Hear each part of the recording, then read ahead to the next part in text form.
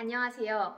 오늘 제가 여러분들에게 진짜 재밌는 얘기를 하려고 하는데, 여러분 혹시 인간의 몸에 대해서 공부를 해봤거나 아니면 인간의 몸의 신비 그런 거에 대해서 한번 생각해 보신 적 있으십니까? 보통 우리가 뭐 유튜브에 뭐 인간의 몸에 대해서 뭐 좀 알려주는 유튜브 영상 같은 거 많잖아요. 예를 들면 우리가 요즘에 이제 겨울이어서 엄청 추운데 막 왜 이렇게 추울 때 이렇게 떨나 뭐 그런 영상들 또는 다른 영상들, 인간의 몸에 대해서 정말 신비한 것들이 많잖아요.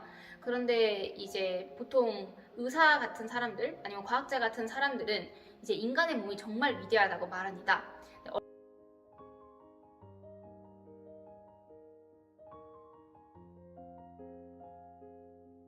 얼마나 위대하다고 말하냐면, 이제 의학의 아버지인 히포크라테스의 명언 중에 우리 몸에 100명의 의사가 산다, 이런 말이 있습니다.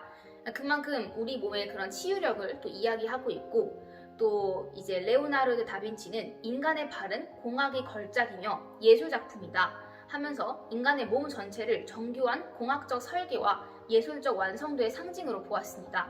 이는 눈에 보이는 구조뿐만 아니라 보이지 않는 그런 기능의 복잡성까지 칭송하는 구절이죠.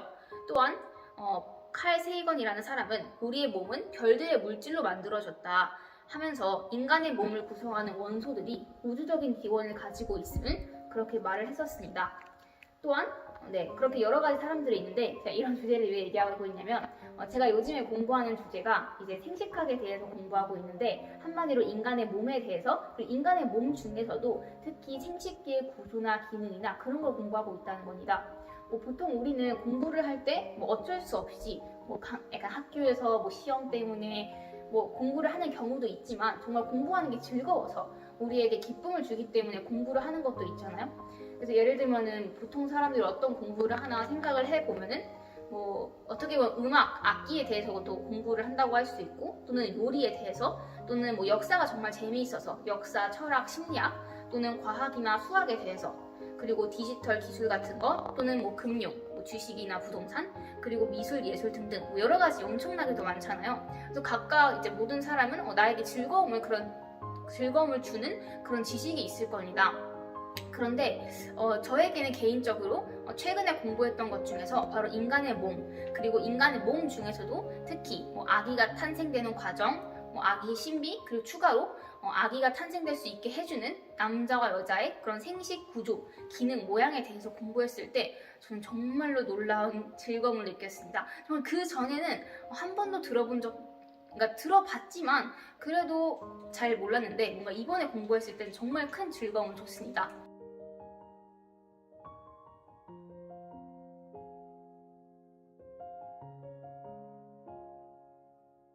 그래서 제가 이것을 공부한 첫 번째 이유는 바로 이제 생식기의 모양, 구조, 기능이 정말 신비롭기 때문이고, 이 지식이 저에게 기쁨을 주기 때문입니다. 사실상 이제 우리가 이 세상을 보았을 때 정말 여러 가지 재밌는 것이 있지만, 가장 재미있는 게 뭘까라고 생각을 해본다면 저는 바로 인간의 몸이라고 생각합니다. 왜냐하면 만약에 이 세상을 창조한 그런 창조주 하나님이 있다고 생각하시는 분들은 아마 인간의 몸이 하나님이 창조하신 것 중에 가장 완벽하고 위대한 거라는 걸 인정하실 겁니다. 그런데 비록 신을 믿지 않는 사람이어도 인간의 몸이 정말 위대하고 완벽하다는 걸 부정할 수는 없을 겁니다. 그런데 인간의 몸 중에서도 정말로 가장 신비하고 복합적이고 가장 많은 에너지를 사용하는 것이 저에게는 그것이 이제 생식기라고 생각합니다.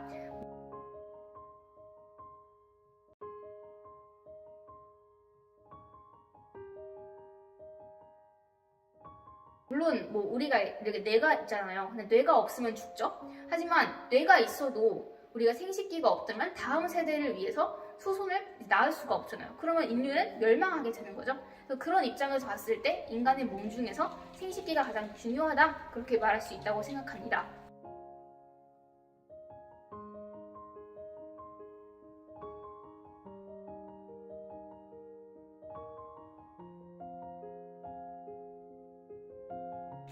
다음으로는 남자와 여자의 몸이 서로 달라요. 여러분들 아시고 계시죠? 결혼을 한 사람들은 특히나 우리가 성생활의 입장에서 봤을 때 차이점이 있다는 거 알 거예요. 우리가 이혼을 하는 이유가 뭔지 아십니까?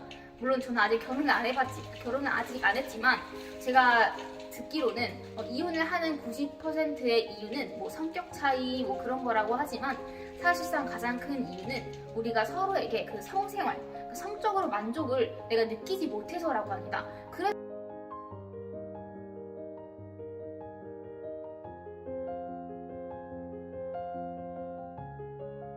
우리가 프리섹스를 하고 뭐 이혼을 하고 또 재혼을 하고 뭐 여러 가지, 그래서 연애를 하면서 그냥 결혼을 안 하는 거죠. 왜냐면 연애는 헤어지는 게 되게 쉽지만 결혼은 더 복잡하잖아요. 그런 이유에서 결혼을 안 하는 사람도 많죠. 그런데 그만큼 우리가 성생활에서 서로를 만족시키기 어려운 이유는 바로 남자와 여자의 몸은 서로 다르기 때문이고, 각각 다르지만 또 남자와 여자는 서로 또 달라요.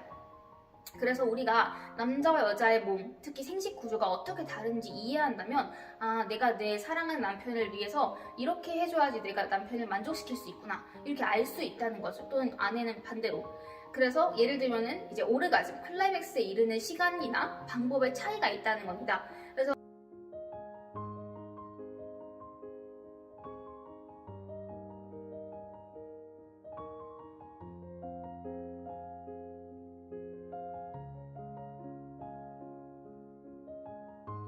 어떤 자료가 있는데, 첫 성관계에서 느끼는 감정을 통계 자료로 보았을 때 남성의 54.2%는 만족감을 느꼈어요. 첫 성관계가.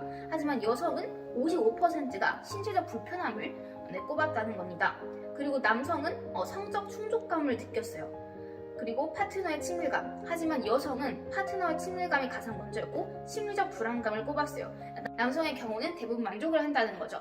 예를 들면 남성 생식 구조에 대해서 중요한 게 뭐냐면, 남성은 이제 발기 사정은 정말 중요하잖아요. 뭐 발기가 정말 잘 안 돼서 여러 가지 문제도 있고 하는데, 그런 거 알았을 때 그런 것도 이제 해결할 수 있고, 또 세 번째로 제가 이걸 공부한 이유는 자연스러운 호기심이 있기 때문이다.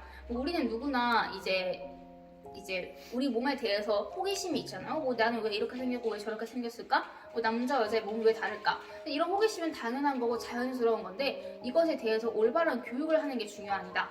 학교에서 이제 성에 대해서 교육을 하는데, 우리의 몸에 대해 공부하는 건 좋지만 아이들에게 이거는, 예를 들면은 섹스라는 건 정말로 좋고 위대한 일이지만 그것은 지금 할 수 있는 게 아니라 너가 커서 너의 마음과 너의 몸이 이제 완전히 준비가 됐을 때 하는 거다. 이런 식으로 이제 교육을 해야 되는데, 지금은 뭐 그런 걸 지금도 해도 된다, 자유가 있다면 성개방으로 그런 문화가 만들어지면서 교육을 하고 있다는 겁니다. 그래서 정말 잘못된 거라고 생각합니다. 그렇게 하면 아이들이 그런 교육을 들으면은 지금 당장 해보고 싶고, 근데 또 몸도 마음도 준비가 안 됐잖아요. 그래서 그런 식으로 호기심은 좋지만 우리가 뭘 하면, 지금 우리가 뭘 해도 되는지 뭘 하면 안 되는지 정확히 구분하는 게 중요하다고 생각합니다.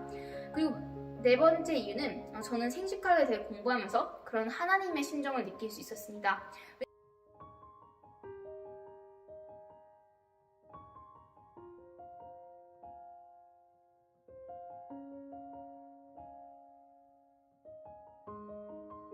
왜냐면 하나님께서 우리의 몸을 창조를 하셨을 때 정말 기쁨을 느끼셨을 거 아닙니까? 그리고 하나님은 인간의 몸을 뭐 이렇게 탁 해서 창조한 게 아니잖아요. 그래서 차근차근 만들었고, 또 만들기 전에 먼저 생각을 했을 겁니다.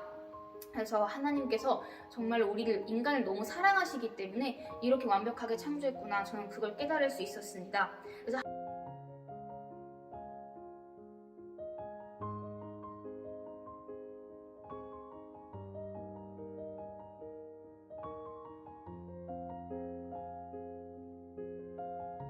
하나님을 보는 이미지가 각각 다르지만 저의 경우에는 하나님이 우리를 너무 사랑하시는 그런 아버지적 존재로서 저는 보고 있습니다. 그리고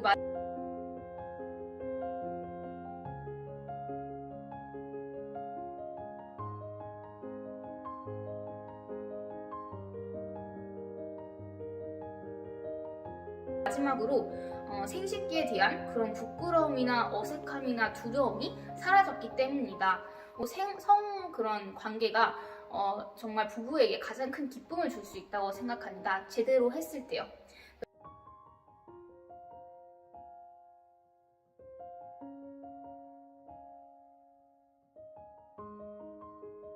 그래서 그것을 올바르게 하는 게 중요한 것 같고, 그래서 저는 이걸 공부하면서 뭔가 생식기에 대해서 우리가 얘기하는 것도 부끄러워하고 뭔가 잘못된 거라고 느껴지지만,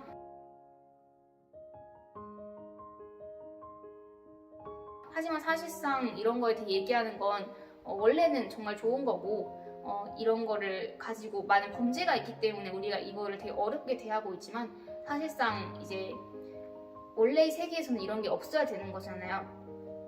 그래서 저는 이런 걸 공부했을 때, 예를 들면은 난자, 정자 난자의 구조 크기 뭐야? 예를 들면은 전 정자가 정말로 가장 작은 세포인데 난자는 가장 큰 세포라는 걸 발견했을 때 정말 놀랐습니다. 그리고 궁금증이 또 있었어요. 왜 그렇게 생겼을까? 점점 공부하면서 그 궁금증이 해결됐고 정말 많은 즐거움을 얻었습니다. 또한 여성 생식기가 아기가 정말로 질은 정말 작은데 어떻게 아기가 거기서 나올 수 있을까 생각을 했었는데, 알고 보니까 질이 점점 커지고 확 이렇게 알게 되었을 때 정말 놀랐고요. 정자가 난자를 이제 수정하는 과정 또는 태아가 만들어지는 과정, 그런 모든 것이 정말로 신비로웠습니다. 또한 정자가 이제 1회 사정할 때 총 정자의 수가 한 3,900만 개 정도, 엄청나게도 어쩌면 더 많을 수도 있어요. 그 정도로 엄청 많이 나온다는 것도 정말로 놀라웠습니다. 네, 제 채널에 가시면은 제가 재생 목록으로 따로 만들어서 인간의 몸과 생식기의 그런 신비에 대한 영상을 이렇게 모아놨거든요. 그래서 되게 좋은 영상들이 많으니까 관심 있으시면 한번 들어가 보시길 추천드립니다. 네, 감사합니다.